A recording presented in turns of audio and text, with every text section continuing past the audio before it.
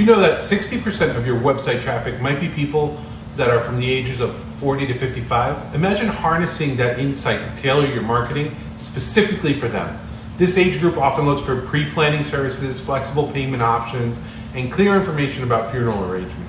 Now here's how to do it. Use Google Analytics to identify who's visiting your site. This tool can show you detailed demographics about your website visitors. Then create content that address their unique needs and questions. For example, offer guides on pre-planning and the benefits of advanced funeral arrangements. But what about other age groups? Let's say 20% of your traffic comes from people aged 25 to 39. They're likely looking for information about memorial services for their parents or grandparents. Create content that helps them understand how to plan meaningful, personalized services.